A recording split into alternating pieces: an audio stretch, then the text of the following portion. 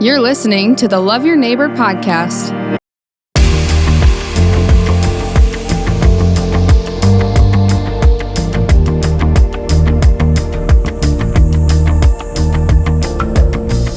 Welcome, and thanks for joining us on the Links podcast. We're brought to you by Brandon Wellness, and Brandon Wellness is about investing and building in the community of Brandon, and we have a member of our community here.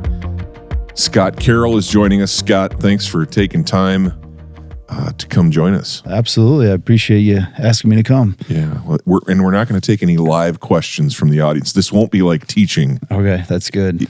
It'll be just you and me, so you don't have to worry about anybody. We're on the final stretch here before before testing goes, and stepping away from the teaching part of it right now on the weekend is all right. How do you recover, man? Like, because fifth grade, you teach? Fifth grade math, yeah. Okay. How do you recover from that? I mean, that's 35 hours of pretty intense. Yeah, it's, I've been doing it this is my 23rd year now, and you get to some tricks out of the trade for doing it for so long, but it is a grind right now, especially with Smarter Balance coming up here. The testing part, you're kind of reviewing, and the kids, it's a battle. It's a battle for the kids. It's a battle for the teachers. And you just kind of try to get through this next month. And then now going into almost June is usually you can kind of see the light of the tunnel, but it doesn't seem like that light's very bright right at this moment with all the snow that we've had. So my goodness. It's been a crazy year. I think everybody's ready for some sunshine and some green grass and some flowers and bushes and things like that instead of the white snow constantly.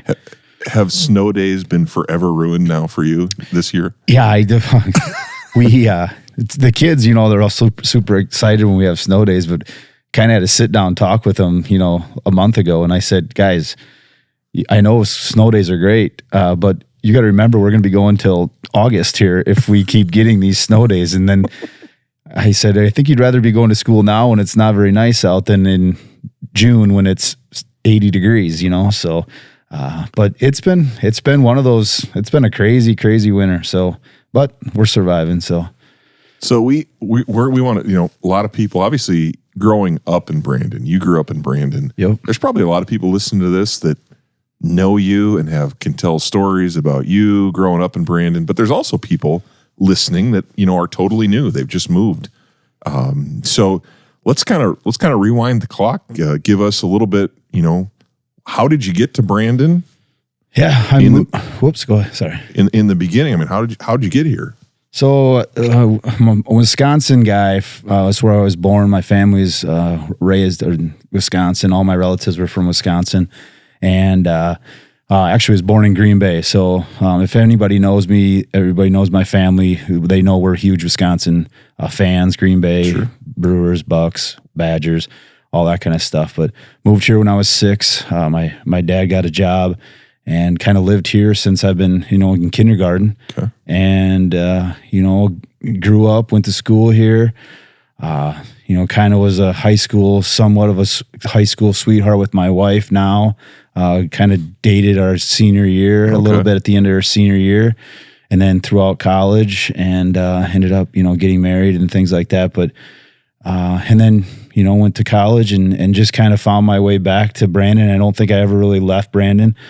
It's a place where I think there's a lot of people that when they get to a point, they want to get away from where they maybe grew up and go somewhere different. And for me, and even for a lot of my buddies and things like that too, that I'm really close with, Brandon's always been a home for us, and we just never had that ambition to leave. And I think when you find that, it's something special. And I want to raise my kids here, and who knows if my kids, have kids and they do the same thing or not. But I've really been fortunate and lucky, and I wouldn't change anything. So yeah. So you met your wife at Brandon High School. Yep. You have I know for sure, Brian and I were talking, like, you guys, there's a pretty good network of you guys that graduated. What years were you graduating? What was that time frame? 96. I graduated in 1996, and it's crazy. We do have a network of guys that that are my really good friends that are still right around here, and their kids are now friends with my kids, and it's just a crazy cycle. But it's like you said, it's awesome. They're graduating now, and some of them are heading off to college. Some of them are. Yeah, 3 boys, and one's in college, and one's a sophomore, and one's a 5th grader. And like you said, it's life goes so fast that it's fun. Now with my kids, they're all about 3 or 4 years apart. So when one's done with something, the other one's going to start doing. The other day, we were sitting at the table, and the light kind of beamed in on my sophomore, and I go, dude, we have to shave. He's just, I did it with Peyton, and it's fun to do those little things. Sure. And so we got to teach him how to shave, and that's kind of, as a parent, you get to go through some of those things, and it's awesome.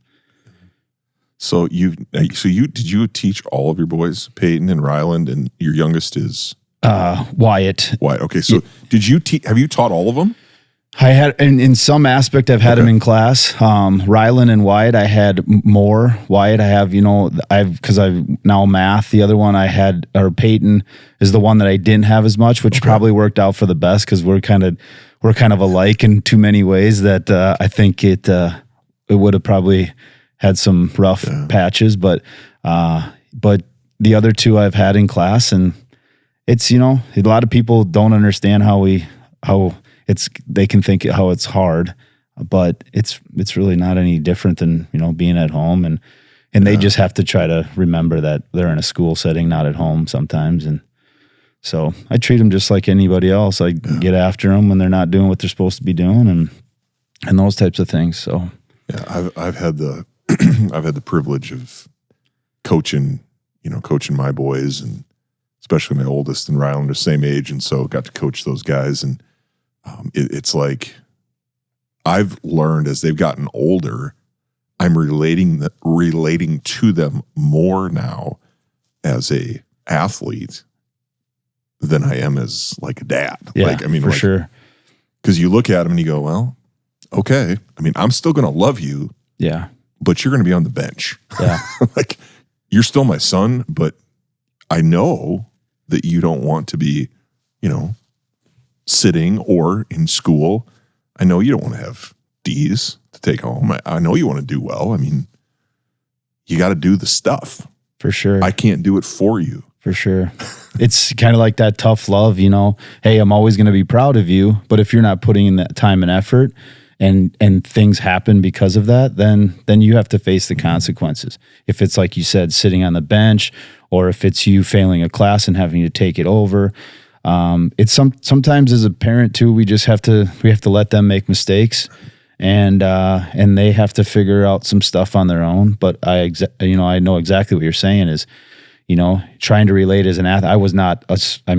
I was okay at some different things, but never, I feel like my kids are way above me as far as athletic ability. I still could take them in whatever we play or do, but yeah, it's fun to tell them, hey, this is what you need to do. And they don't like to hear it a lot of times, but I said, well, that you take it or leave it, whatever. Yeah. So I don't know this, so I'm asking, but could Suze take you like in high school? Like could she take you like if you're playing basketball? No, absolutely not. No. Were you guys competitive that way? Oh, she's very competitive. She played college softball. No, I love her to death, but no, she wouldn't be able to. Got her. Oh, for sure. Because when Brian was in here, I told him, I said, how does it feel to be married to, a Hall of Famer? Yeah. Like, how does that, to know that your wife has the upper hand on you? Yeah. I know for a fact Cody is way more athletic than Brian, but so it's just, and I was amazed at how well he's doing to be able to, carry that weight. Oh, that your wife can just, completely embarrass you in whatever sport. And if my wife was sitting right here, she'd probably say the opposite too, that she would say that she would beat me and everything. Oh, so okay. So it's one of those things. You haven't given up then, so you're still. No. Yeah. Okay. Yep.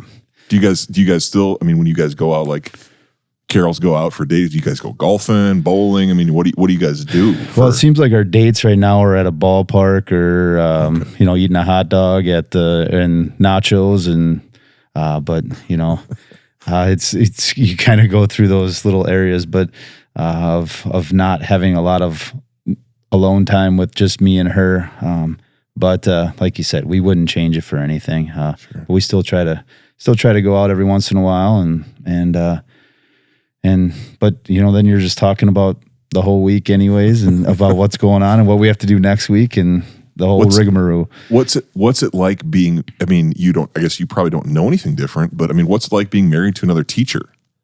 Like I've never been in a situation where I had a teacher, my wife doesn't teach, she does other stuff. And what's it like being married to a teacher? We come home and there's some days that we just it's normal, but there's a lot of days where she vents or I vent and just talk about the day and what happened and kind of just get some stuff off her chest. And I mean, it's tough, but I mean, like you said, she loves her job.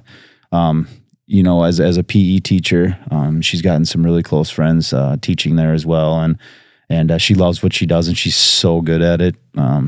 I would say she's a way better teacher than me as far as I mean, she's just awesome, and everybody that's had her, I would say the same thing. And so sometimes she motivates me to when I've been doing it for 23 years, you can kind of get in a lull, but sometimes watching her and the amount of passion she has for it, it kind of kicks me in the butt every once in a while. So, does she ever complain about having to carry Deckard at school? I'll let her answer. No, I'm just kidding.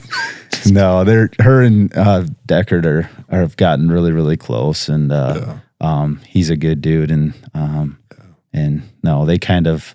They're kind of like the yin and the they complement each other pretty well. So good cop, bad cop. Yeah. When you're middle school PE, I mean, you got to work with your people. Like. Yeah, it's a grind sometimes. we had Adam Rothenberger. He was just on and talking about that role of being middle school, and I never left middle school. I'm a middle schooler at heart. Mm-hmm. So it's always hard for me to get serious with middle schoolers because I am one. Yeah. So, but having to, what you guys do, I mean, 5th grade's a little bit different, but. It's getting to that middle school age too. I mean, it's getting close to that 5, 6, 7, 8. I mean, 7th and 8th is, you gotta be kind of pretty adamant with those guys and don't let them get an inch sometimes, but. What are the benefits of having, it's unique to Brandon, and some people that are moving here maybe don't realize this or don't understand this, but if you're not from around here, having that intermediate school concept, what have been the benefits of having all 5th graders and all 6th graders together? How has that been a benefit for the education process? Well, I think, at elementary, when they're all split up now with 4 or 5 elementary schools that we have, they get to the intermediate school and see all the 5th graders together in one thing, and they're pretty shell-shocked at the beginning. Mm-hmm. A lot of really nervous kids and really don't know what to expect. They think it's going to be, they just think it's going to be overwhelming. And once they get going and realize that each grade has different colored teams, and it's kind of a little school in kind of itself. Mm-hmm. But I think it's the benefit of it is being with all the kids in one building and seeing all the kids from all the elementaries together and getting new friends, building new friendships, and understanding that. I think that's very, very important. And, because it's kind of a bridge just to get ready to go to middle school. Sure. And then obviously middle school is a bridge to get ready to go to high school. And I think it's been a really good thing to have, the 5th and 6th grade intermediate school. And from what I hear, I think they're building another one of those. And so. Well, you're running out of room. I mean, you're almost out of room when you open the thing. Yeah. I mean, that's when we moved to Brandon, is when the intermediate school opened. Mm-hmm. And they were almost out of room immediately. But I do think I like it because from my perspective, you're starting to build that community, that oneness early. Yeah. It is a big group. Mm-hmm. But that's, as you move forward, you're all under one roof in a sense, from 5th grade all the way to 12th grade. Yeah. In the one school, and that'll change a little bit with the new intermediate school, but I think it's a positive thing for building community. And that's what, that's what Brandon Wellness, and that's what, Brandon is all about is community. I mean, that's why you're, like you kind of said, it's special. Yeah, for sure. And I think, like you said, having everybody doesn't mean you're going to be around the same kids all the time, because every year you're going to switch team, or you're going to switch and take different classes, and you're going to meet new people. But so that's, you're going to meet so many different individuals all the time. And and the community, like you said, the community part of it is huge. Yeah, that's a neat part of Brandon. Now, I want to talk to you about, we've kind of covered the, and we could probably go into, your Hall of Fame campaign as well. But I thought, the reason that I asked you and the reason I wanted you to be here is because of the role that you play with Special Olympics. And talk to me a little bit, for those that don't know or maybe are new, talk to us about Special Olympics, specifically in Brandon, and what that looks like. And all right. Yes. I mean, it's been a passion of mine. I did it in high school with, for some of you that maybe are listening, Brian Jacobson. He used to run it here in Brandon before he moved away. And when I got the job here, they asked me if I wanted to be the Special Olympics coordinator. And I said, absolutely. And been doing it for 23 years now. And my group started off really small, and now it is ginormous. And it's a pretty amazing thing to see all the kids that we have involved with Special Olympics, and the people that I have that help, and the parents that are involved with this group is something that I don't think people understand. It's another family that I've gotten to be really, really close friends with a lot of the parents. And I mean, the kids I've had for 22 years now, and they're still doing it. So I have kids like Eric Lean and some of those kids that I've had since they've been 8, and now they're 30 some years old.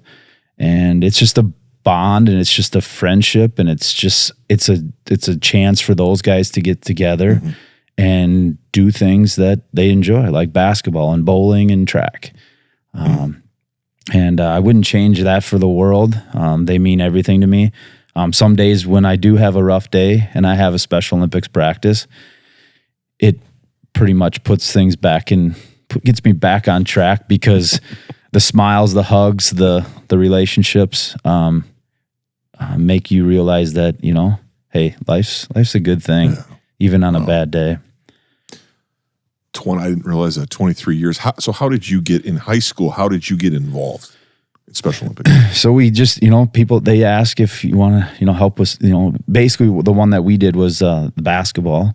So we would go and help just coordinate things and help kids get to the right spots and things like that, and help with practices and different things, and kind of got really involved with it there, and it just took off, after I went into special ed, and taught that 7 years in special ed, and then got out of that and went to, elementary and the intermediate school. But Special Olympics was always a nice little bridge for me to have still, be able to do some of those things that I love doing at the beginning. So. Yeah. What I've seen, the Best Buddies program grow, and talk to me a little bit about how that can make an impact in our community, that program. How does that impact kids from your perspective? Well, the Best Buddy thing is another extraordinary thing that has started with the high school. And I believe that they were probably the first in the state of South Dakota, if I remember right, that started the Best Buddy program. And what that does for my athletes, it gives them, non-Special Olympic peers that when they're walking through the hallways and, just having communication with people, going out to the movies, they have special days on the weekends where they do just different activities to do that stuff. But the cool thing is now that everybody sees best buddies that are with these kids, and they don't even have to be signed up for best buddies anymore. I mean, they just do it.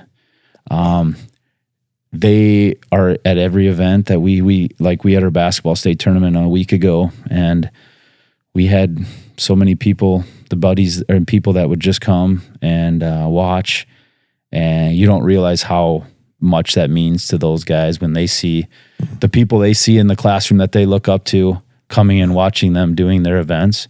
But I think it just gives everybody a sense of reality of how important every single person is, and just that they're just a normal person, and probably have way more fun in life than we do. Yeah. I think we need to all have that mentality sometimes, is to smile more, to hug, to high five, to, just live in the moment. Yeah. And I think we take that for granted sometimes, and that's what Special Olympics and that stuff has done for me. It gets me back to those roots. Yeah. Wow. Such a cool opportunity. And this winter was at a basketball game, and to see the Special Olympics, the basketball game going on at halftime. Yeah. I think the cheers were probably louder. And I know they were louder for the game at halftime than the game. For sure. And just to me, those are moments when I go, this is a place that I love to be, and seeing the community wrap around all of our students. Yeah. The ones that are quote unquote, the varsity athletes and the Special Olympians, we all cheer, and it just beats my heart. And that's why I just, I'm so thankful for what you do and the time you give. I'm sure there's, I'm sure the exorbitant salary that you take helps, I'm sure.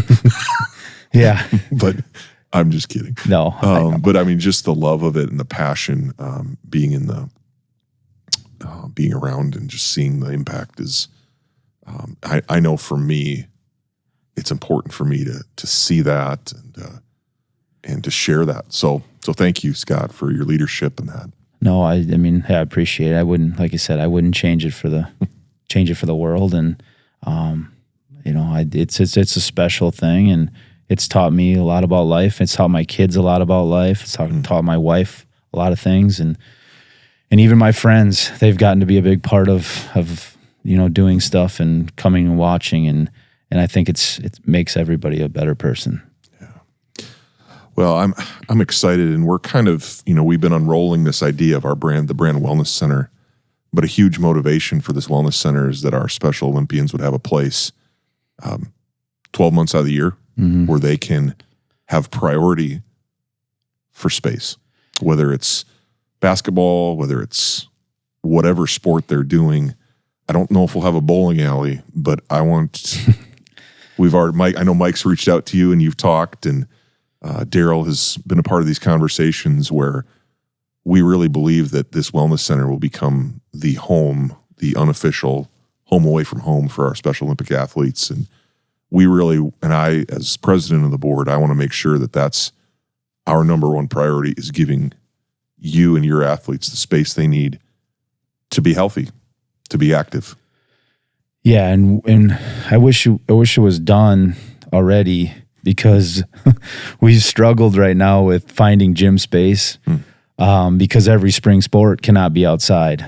So it's been tough to just even to find a space or an opportunity for us to practice, once a week or so, just because of what the weather has done this year. It's a year like no other, and I don't blame anybody for it, but to have something that we would have readily possibly available for us to have practices, to not worry about, getting kicked out of or something comes up and things like that, would be a humongous thing. I think a wellness center gives people an opportunity where they maybe don't feel comfortable going to a gym, like a fitness gym or a boot camp type of thing, where they feel comfortable enough to be able to go and do things wellness wise, and then also be comfortable just to go shoot some hoops and do some other things.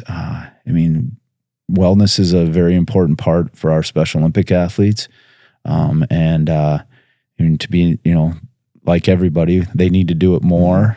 And I think that the Wellness Center would be an unbelievable opportunity for these kids to just, work out and do some of those things. And I think too, it'd be a great place, a safe place for them to be themselves, but then also to make an impact on everyone in their community. Because it's hard in schools, to have, I've mentored in schools, and it's kind of there's an access issue. Yeah. But in a community center where we can all be together and there can be a shared, a shared space, you can rub shoulders, you can bump into one another and say, hey, it's good to see you, and way to go. I think not that Brandon's lacking anything. I don't think Brandon is lacking anything.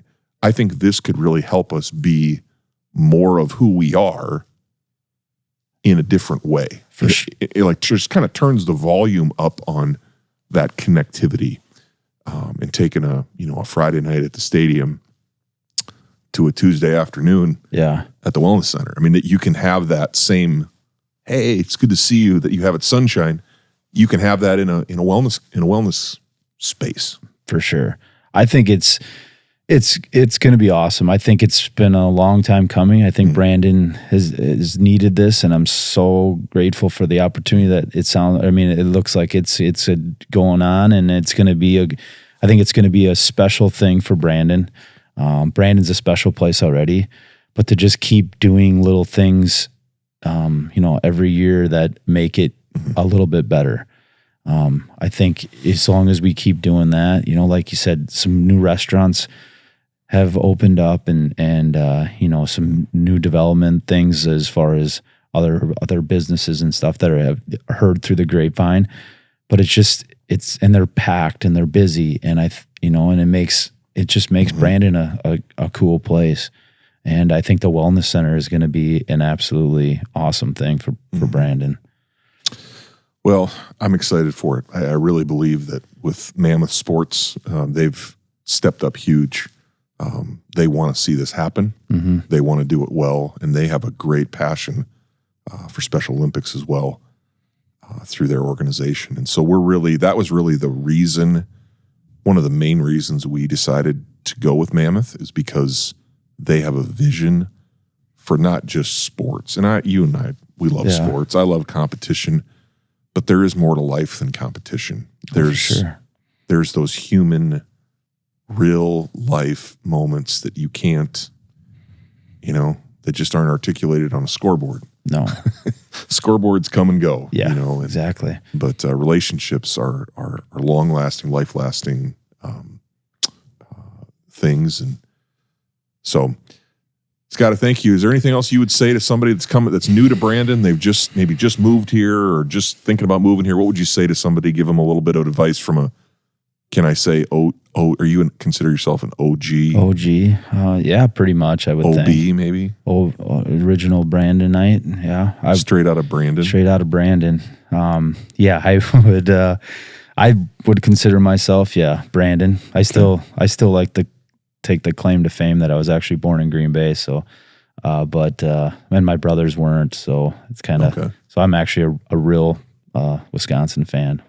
You're a Packers fan? Yeah, huge Packer fan. Yeah. So that's too bad.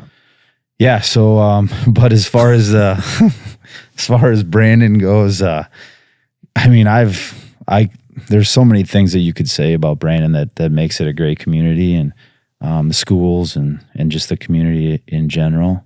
That I think you've seen the flux of people coming in constantly, coming to our schools, and just enjoying the community as far as, it's just pretty low key and calm, and Sioux Falls is close enough that if you do want to do something, but I would say come on over and just enjoy the ride. Enjoy the nice, comfortable ride.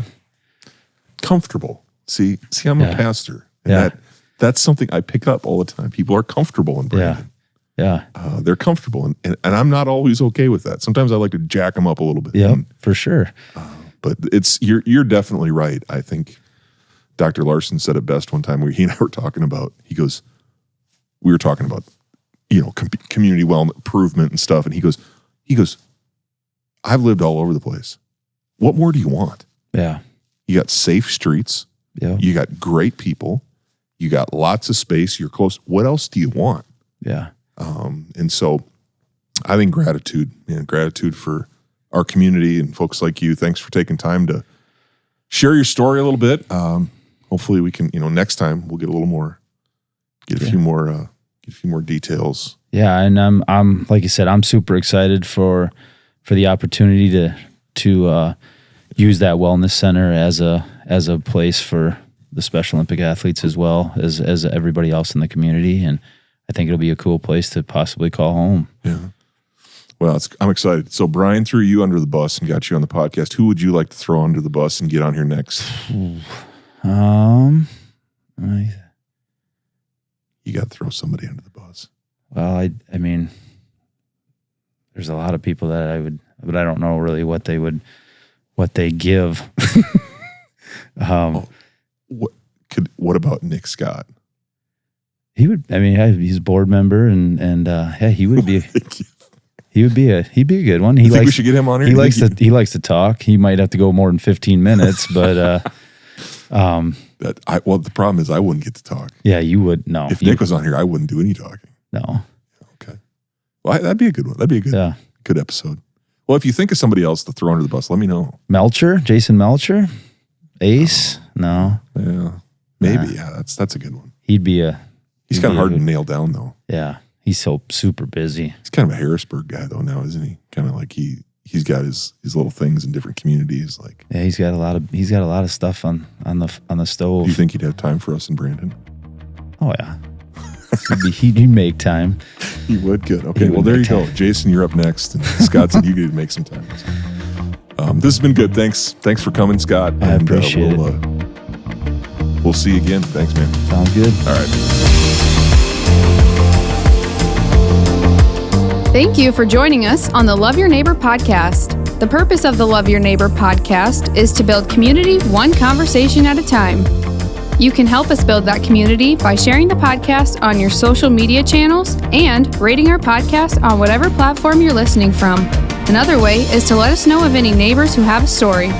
Go Lynx!